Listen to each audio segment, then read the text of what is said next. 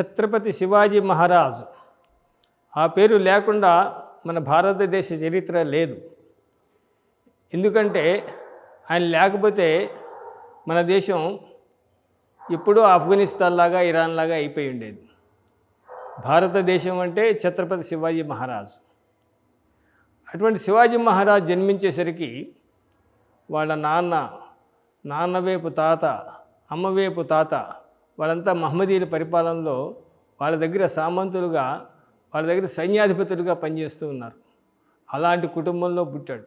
అంటే భావదాస్యం మాత్రమే కాదు, శరీరాన్ని కూడా, సాహసాన్ని, శౌర్యాన్ని అన్నీ అమ్ముకుని బిజాపూర్ సుల్తాన్ల కింద, ఆదిల్ షాహీ కింద, నిజాం షాహీ కింద పనిచేస్తున్నారు తాతలు.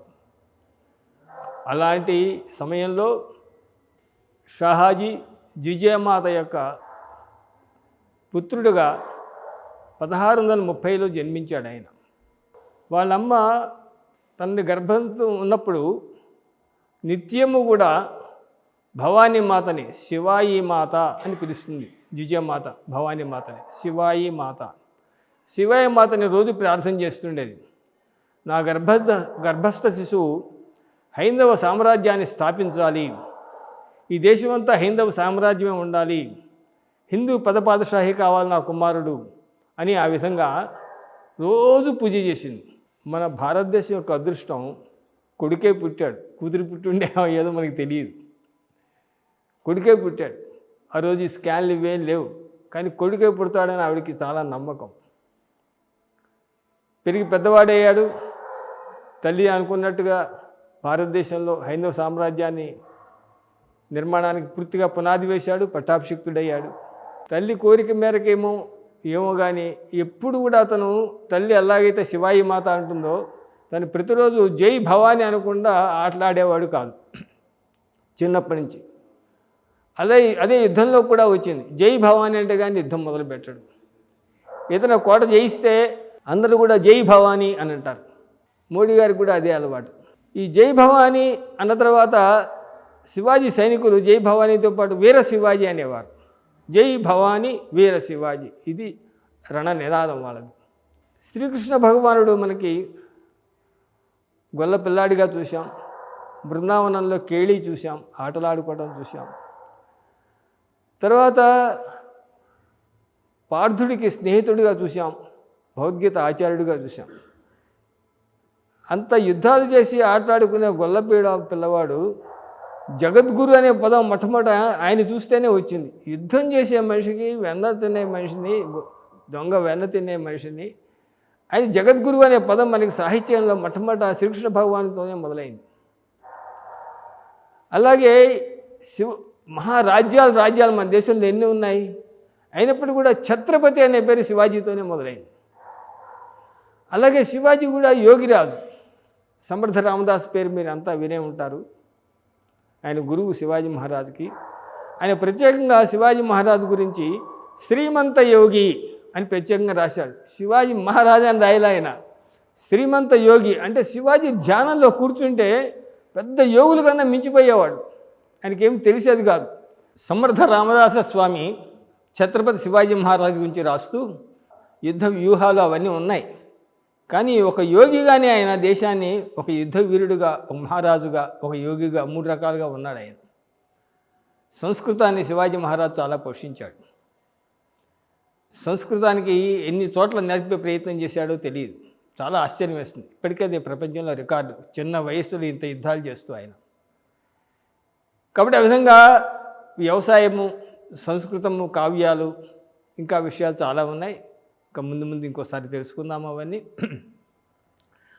అయితే ఇవన్నీ ఆయనకి ఎవరిచ్చారని ఆయన అనుకున్నానంటే, అమ్మ నాన్న, అమ్మ యొక్క గర్భం నాకు ఇచ్చింది. విశ్వగర్భ, స్వర్ణగర్భ, వాగధీశ్వరి అని లలితా సహస్రనామంలో ఉంటుంది. మా అమ్మ గర్భమే విశ్వగర్భ నాకు అని ఆయన చెప్పుకున్నాడు ఆయన. కాబట్టి వాగధీశ్వరి, ఆ వాక్కులే నన్ను రక్షించాయి అని అనుకున్నాడు. అందువల్ల సహజంగా ఆయనలో యుద్ధం చేస్తున్నా కూడా ఇదంతా కూడా అమ్మ దైవల్నే గెలిచాను ఎన్నిసార్లు, ప్రతిసారి చెప్పాడు. ఎన్నిసార్లు అంటే షయిస్తా ఖాన్ చేతివేడి నరికిన తర్వాత బయటకు వచ్చిన తర్వాత అమ్మ దైవల్ని మనం బయటకు వచ్చేసామన్నాడు. ఆగ్రా నుంచి బయటకు వచ్చిన తర్వాత అమ్మ దేవుని మనం బయటకు వచ్చామని చెప్పాడు. కాబట్టి ఎంత క్లిష్టమైన వ్యూహాల్లో బయటకు వచ్చిన అమ్మ అని అంటుండేవాడు. అమ్మ అంటే జయభవాని, తన తల్లి కూడా. అలాంటి మనిషి తుల్జాపూర్ కులదేవత ఉన్నటువంటి ఆలయంలో ధ్యానం చేసుకోవడానికి ఆయనకి సమయం దొరకలేదు. ఎందుకంటే చుట్టూతా మహమ్మదీ రాజులు. అందువల్ల ఒక క్షణంలోనే మళ్ళీ బయటకు వచ్చేయాలి. నమస్కారం రహస్యంగా వీడి నమస్కారం పెట్టుకుని బయటకు వచ్చేసేవాడు. ఎప్పుడన్నా జపం చేసుకోవాలి, ఏదైనా ఒక ఆలయం దగ్గరికి వెళ్ళి జపం చేసుకోవాలని ఉండేది. మహారాష్ట్రలో ఎక్కడ అవకాశం దొరకలేదు. శివాజీ మహారాజు దక్షిణ దిగ్విజయ యాత్రకి బయలుదేరిన తర్వాత హైదరాబాదులో కుతుబ్ షాహీ గోల్కొండలో 4 రోజులు ఉన్న తర్వాత అక్కడి నుంచి బయలుదేరి తంజావూరు వరకు, అంటే కావేరీ వరకు మొత్తం అంతా కూడా శుభ్రం చేసేయాలి. ఎవరి నుంచి? మ్లేచ్చుల నుంచి భారతమాతని శుభ్రం చేయాలి. కావేరీ వరకు వెళ్ళాలని నిర్ణయం చేసుకున్నాడు. 1676 అక్టోబర్ 6న బయలుదేరాడు. బయలుదేరి ఇక్కడికి వచ్చేసరికి ఫిబ్రవరి అయింది. హైదరాబాద్కి వచ్చేసరికి భాగ్యనగరం. అక్కడ 4 రోజులు ఉన్నాడు.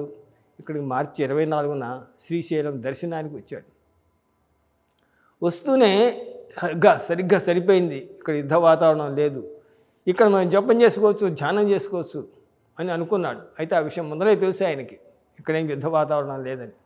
ముందర ఆయన మనుషులు వచ్చారు. ఆయన జపం చేసుకోవడానికి ఈ స్థలంలోనే ఆయనకు ఒక మట్టి మందిరం కట్టారు. మట్టి శివలింగాన్ని పూజిస్తుంటాం.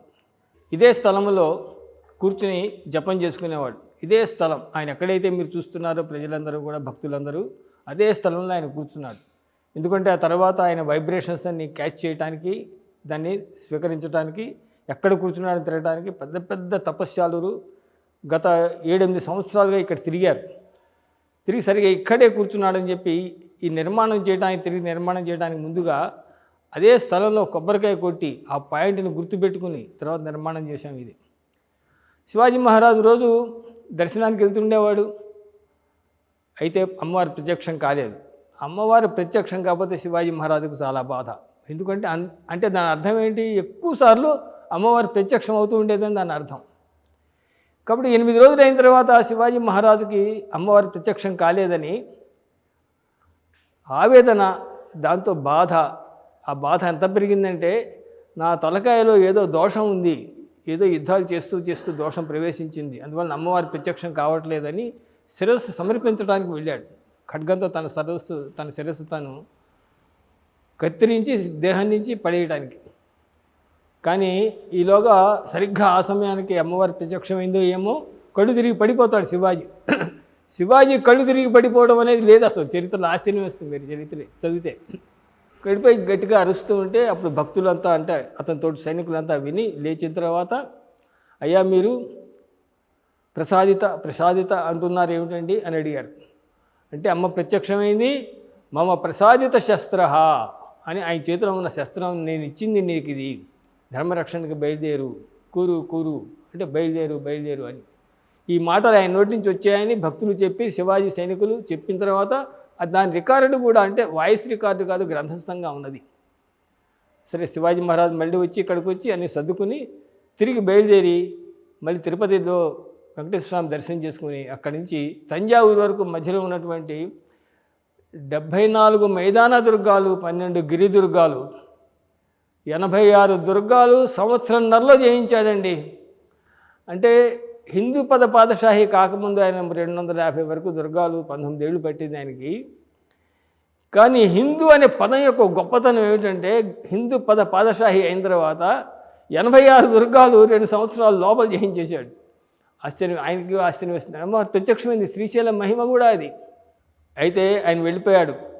బయలుదేరి ఆయన రాజ్యకార్యము, ధర్మకార్యం నిమిత్తం ఆయన బయలుదేరి వెళ్ళిపోయాడు. కానీ ఆ స్థలం మాత్రం, ఆ మట్టి కోట అలాగే ఉంది. మా అదృష్టం అది, మా భారతీయుల యొక్క అదృష్టం, శ్రీశైలంలో భక్తుల యొక్క అదృష్టం. దాన్ని అలాగే మేము 1975లో చూసాం ఆ మట్టి కోటని. ఇదేమిటి అని దేవాలయం వాళ్ళని అడిగితే, శివాజీ ఇక్కడ ధ్యానం చేశాడని చెప్పారు. శివాజీ ఇక్కడికి వచ్చి ధ్యానం చేయడం ఏంటంటే, శివాజీ ఇక్కడికి వచ్చి దేవాలయానికి గోపురం కూడా కట్టించాడు. ఉత్తరవైపు గోపురం శివాజీ గోపురమే అని వాళ్ళు చెప్పారు. కార్తీక మాసంలోనే ఆ ద్వారం తెరుస్తారు. ఆ రోజున కార్తీక దీపాలు పెడుతుంటారు అక్కడ. ఓహో ఇలా సంగతి అని చెప్పి అప్పుడు దేవస్థానం వాళ్ళని అడిగి ఆ రికార్డు అంతా తీసుకుని ఫోటోలు తీసుకుని అక్కడ గోడకి ఫోటో ఉంది చూడండి, శివాజీ ధ్యానం చేసిన పాత మందిరం ఒకటి ఫోటో ఉంది, గోడ కట్టించింది చిన్నది. అది ఆనాటి బొమ్మే లభ్యమైంది, దేవస్థానం వాళ్ళు మాకు ఇచ్చారు. తర్వాత ఇంకా ఇక్కడ ఈ స్థలాన్ని మేము దేవస్థానం నుంచి లీజు తీసుకున్నాం, శివాజీ మెమోరియల్ కమిటీ తీసుకుని ఇక్కడ అదే రూపంలో కట్టాలి అని అనుకున్న తర్వాత ప్లాన్ చేశాం. అయితే శివాజీ పూర్వులు రాజస్థాన్ వాళ్ళు, సిసోదియా వంశం వాళ్ళు, కాబట్టి రాజస్థాన్ రాయి తీసుకొచ్చి కడితే బాగుంటుంది. శివాజీ 10 రోజులు ధ్యానం చేసుకోవడానికి మట్టితో కట్టాడు, కాబట్టి మనం రాజస్థాన్ వంశంలో రాజస్థాన్ రాయితో కడితే బాగుంటుంది. రాజస్థాన్ వెళ్ళి ఈ రాళ్ళన్నీ రాజస్థాన్ నుంచి వచ్చినవి, ఇవన్నీ అదే రాజస్థాన్ రాళ్ళతో అదే మోడల్లో కట్టాం. అదే అంతే పరిమాణంలో కట్టాం, పొడుగు వెడల్పు అంతే, మొత్తం పరిమాణం కూడా అంతే. అదే పరిమాణంలో శివాజీ కూర్చున్న చోట మళ్ళీ అదే పాయింట్ని మనం గుర్తుపెట్టుకుని, అంటే పెద్ద తపస్సులు పిలిచాం, దత్త భక్తుల్ని ఇలాంటి వాళ్ళందరినీ చాలామందిని పిలిచాం. శివాజీ వైబ్రేషన్స్ మీరు క్యాచ్ చేయండి, ఆయన ఎక్కడ కూర్చున్నాడో మాకు కావాలి, కాబట్టి మాకు అది కావాలి, దాన్ని నైవేద్యం పెట్టి ఆ స్థలాన్ని నైవేద్యం పెట్టి సంవత్సరం తర్వాత కడతాం అని చెప్పాం. వాళ్ళు ఆ పాయింట్ చెప్పిన తర్వాత అదే స్థలాన్ని మేము అక్కడ నైవేద్యం పెట్టి, అక్కడ రోజు నైవేద్యం అంటే పూజ నైవేద్యం 2 ఉంటాయి. నైవేద్యం పెట్టిన తర్వాత ఆ తర్వాత శంకుస్థాపన చేసాం మళ్ళీ దీన్ని కట్టడానికి. శివాజీ ఎంత భక్తితో అయితే జీవించాడో అంతే భక్తితో ఇక్కడ ఉండాలి అని మా ఉద్దేశం. కాబట్టి ఆ విధంగా అదే భక్తితో శివాజీకి ఎంత ఆనందం కలిగిందో ఇక్కడ అంత ఆనందమయ్యి అయినటువంటి అమ్మవారు కూడా మీరు చూస్తున్నారు అంతా కూడా. కాబట్టి ఈ విధంగా ధ్యాన మందిరాన్ని మా చేత శివాజీ మహారాజు తిరిగి నిర్మాణం చేయించుకున్నాడు అమ్మవారి ఆశీస్సుల వలన.